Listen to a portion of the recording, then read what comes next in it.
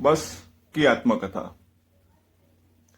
मैं अहमदाबाद के सार्वजनिक परिवहन विभाग एएमटीएस यानी अहमदाबाद म्यूनिसिपल ट्रांसपोर्ट की बस हूं। अहमदाबाद म्यूनिसिपल ट्रांसपोर्ट सर्विस की बस हूं। आज सुबह मैं इनकम टैक्स चौराहे पर खड़ी थी। तब उस वक्त मेरे पास आकर मेरी ही एक क्या कहें साथीदार, एक नई नवेली बस आकर खड़ी हुई। हां, मेरी जात बस। भाई, जब आप लोगों में जात भाई जात बहन, इंसानों में जात भाई जात बहन होते हैं, तो उस हिसाब से वो मेरी जात बस ही हुई। वो आकर खड़ी हुई। वो खड़ी हुई, उसके बाद उसने मुड़कर मेरी तरफ देखा और मुझे आगे से पीछे तक देखा। फिर व्यंग्यपूर्वक हंसी। उसकी हंसी से मेरे दिल में कहीं दर्द उठा। मेरा कलेजा छलनी छलनी हो गया।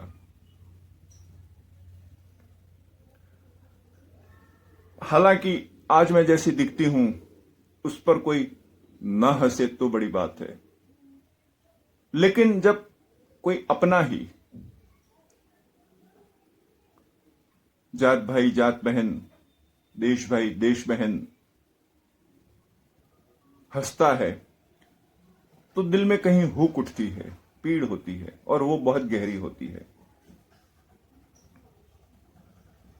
आज मैं जैसी दिखती हूं, मैंने कहा, मेरे पिछले हिस्से का जो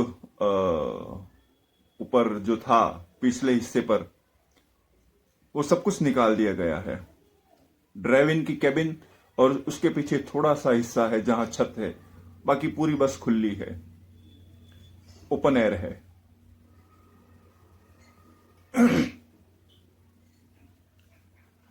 सीटें वगैरह सब निकाल दिए गए हैं।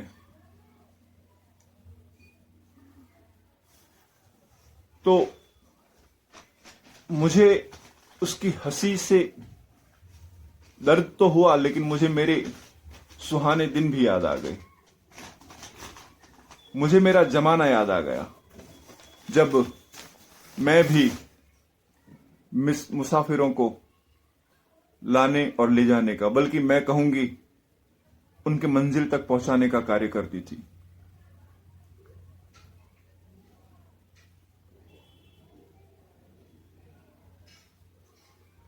क्या कहूं मैं, बहुत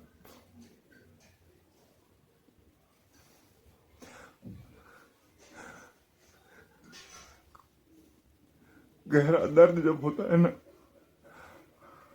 अपना ही जब कोई शख्स कलेजा छलनी करता है। मेरा भी जमाना था, ऐसा नहीं है मेरा जमाना नहीं था। आज उस पर जवानी है, कल मेरे पर थी। मुझे मेरे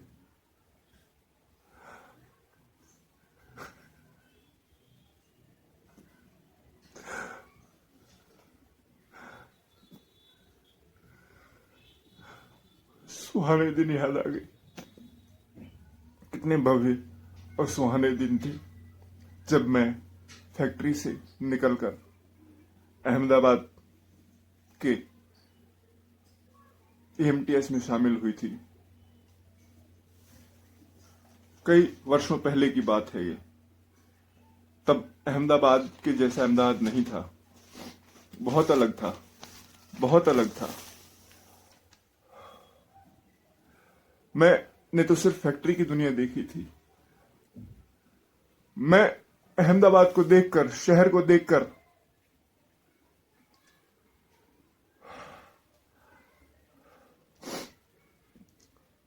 आश्चर्यचकित हो गई थी। फिर अपने काम पर लगी, अपने चक्के, अपने व्हील अहमदाबाद की सड़कों पर रखे और दौड़ने लगी। अहमदाबाद मेरा कर्मस्थल बना, मेरा कर्म स्थान बना। वो अहमदाबाद जहां मुझे रोजी रोटी मिलने वाली थी, यानी तेल मिलने वाला था। वो अहमदाबाद हालांकि आज के अहमदाबाद से बहुत अलग है। वो अहमदाबाद आज के अहमदाबाद से बहुत अलग है, अलग था। आज अहमदाबाद बहुत अलग है। आज अहमदाबाद कई गुना बड़ा है। इसी अहमदाबाद में मैंने कई अच्छे और बुरे दिन गुजारे। मैं रोज सुबह अपने ड्यूटी पर हाजिर हो जाती थी और देर रात तक अपनी ड्यूटी करती थी। अपने कर्तव्य को पूरी ईमानदारी से निभाती थी। यात्रियों को यानी पैसेंजरों को उनके मंजिल तक पहुंचाती थी। उनके घर से उनके ऑफिस, उनके दफ्तर, उनकी फैक्ट्री, उनकी स्कूल तक पहुंचाती थी। फिर शाम को वापस उनके घर पहुंचाती थी। मेरा काम था, मेरा कर्म था। अहमदाबाद के लोग भी बड़े सज्जन हैं, संस्कारी हैं, व्यवहार कुशल हैं। लेकिन जब अहमदाबाद को दंगों का अटैक आता है ना, बहुत खराब हो जाता है ये शहर। जैसे इंसान को हार्ट अटैक आता है ना, तब एक दौर ऐसा था कि इस शहर को दंगों का अटैक आता था। जैसे तब शहर पागल हो जाता था। ऐसा लगता था जैसे शहर को पागलपन का दौरा पड़ा है। खास तौर से 81 से 90 का दशक, हर दूसरे तीसरे साल शहर को दौरा पड़ता था। वो दशक ही जैसे दंगों का दशक था। जैसे मैंने कहा, हर दूसरे तीसरे साल दंगों का माहौल, दंगे, कर्फ्यू, भगदड़, ये सब होता था। लेकिन जब दंगे होते थे सबसे ज्यादा हम बसों को भुगतना पड़ता था और भुगतना पड़ता है आज भी। अगर कभी दंगे होते हैं, हालांकि अब पहले से कम होते हैं, उस दशक के मुकाबले तो बहुत कम होते हैं, लेकिन तब हम बसों को बहुत भुगतना पड़ता था। दंगे होने पर हम बसों को सबसे पहले शिकार बनाया जाता था।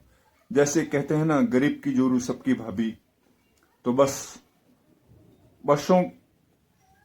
बसों को सबसे पहले शिकार बनाया जाता था। मुझे यह नहीं समझ में आता कि लोग अपना आपस का गुस्सा हम बसों पर क्यों निकालते हैं।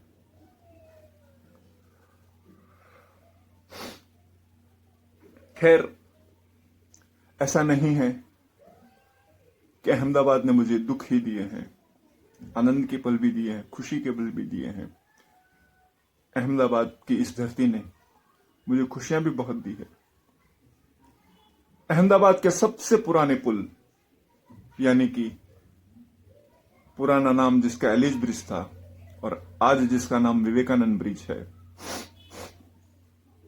उस एलिस ब्रिज के दोनों तरफ जब दो नए पुल बने, तब अहमदाबाद झूम उठा था और मैं भी झूम उठी थी। बहुत खुश हुई थी मैं। हम बसों को उस वक्त करीब 45 साल बाद, करीब 45 साल बाद एलिस ब्रिज पर से गुजरने का मौका मिला था।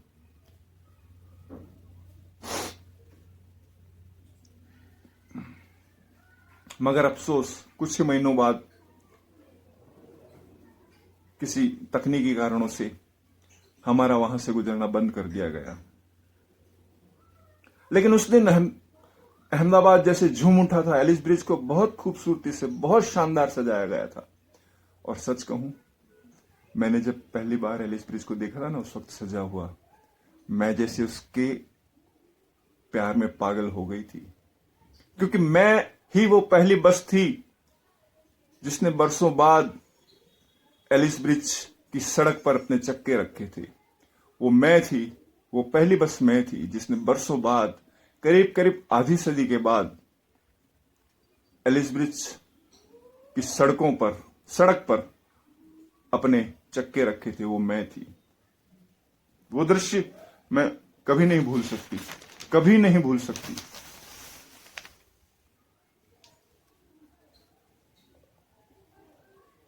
कितना कुछ बदल गया। एलिस ब्रिज से हम गुजरती थी, बंद हो गया, फिर कुछ समय गुजरी, फिर बंद हो गया, और देखते देखते कितना बदल गया। जैसे मैंने कहा कि आज सुबह मैंने मेरी जात बस को देखा। वो व्यंगपूर्वक हंसी।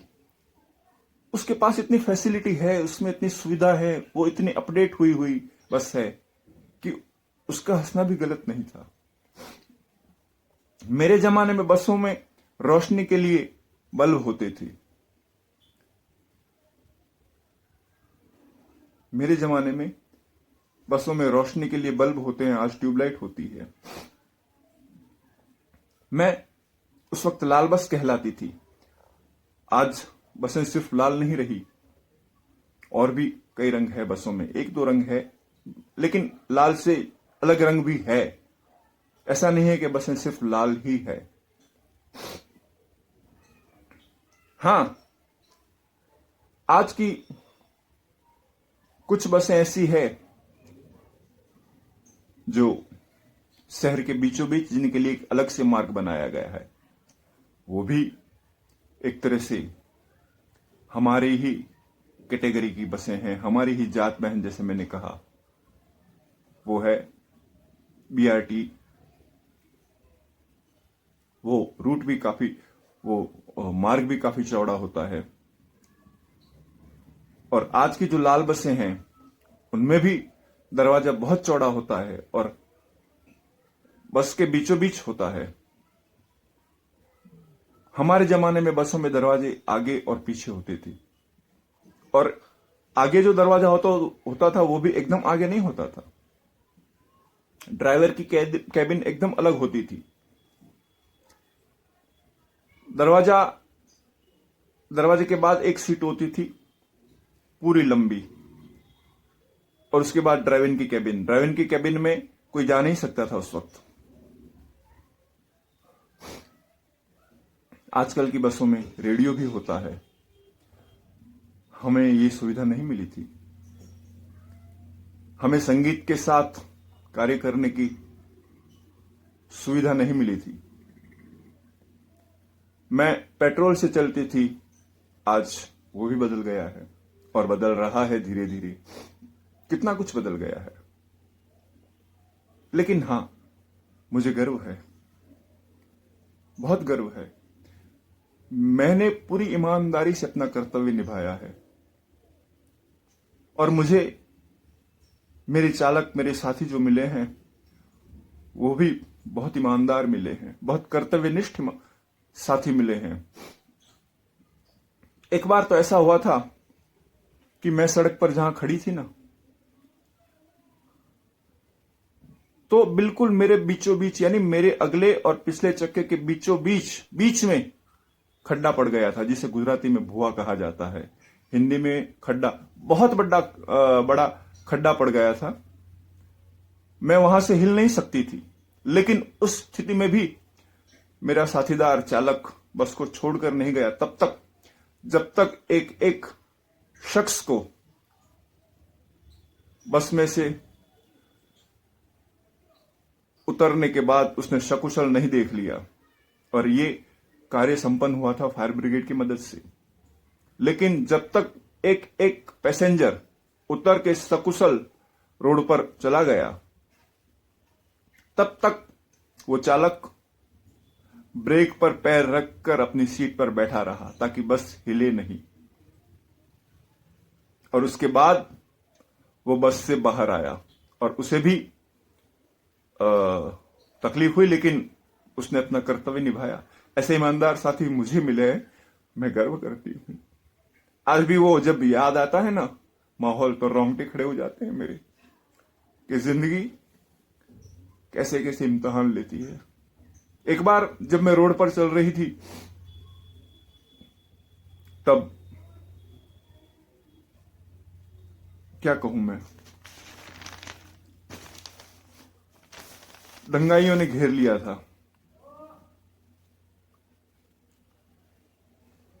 और ये तो एक बार नहीं, ज्यादा बार हुआ। लेकिन मुझे गर्व है, मैंने कभी एक्सीडेंट नहीं किया, मैंने कभी जानहानि नहीं की।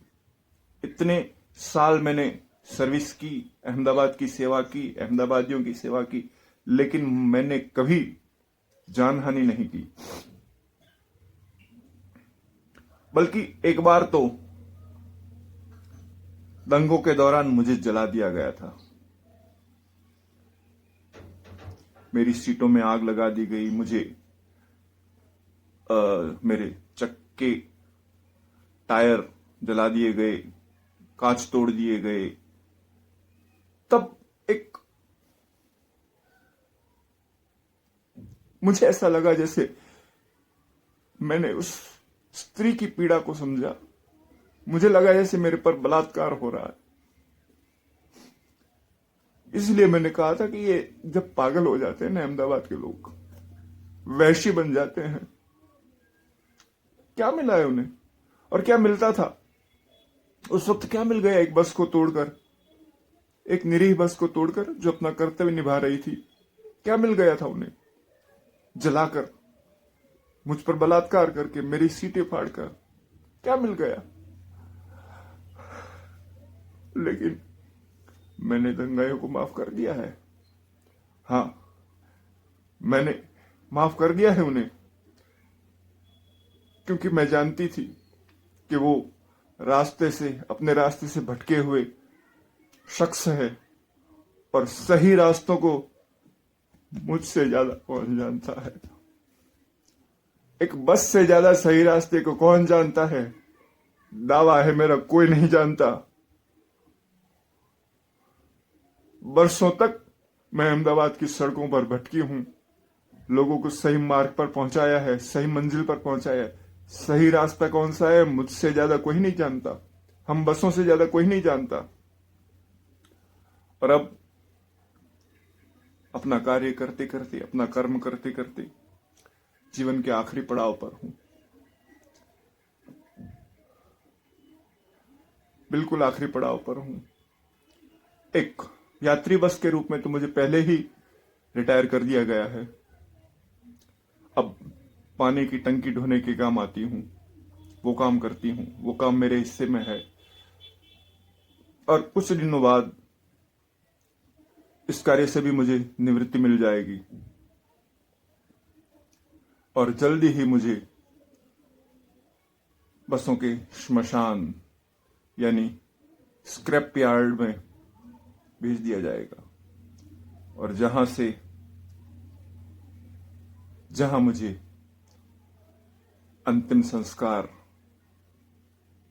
जहां मेरा अंतिम संस्कार होगा और मैं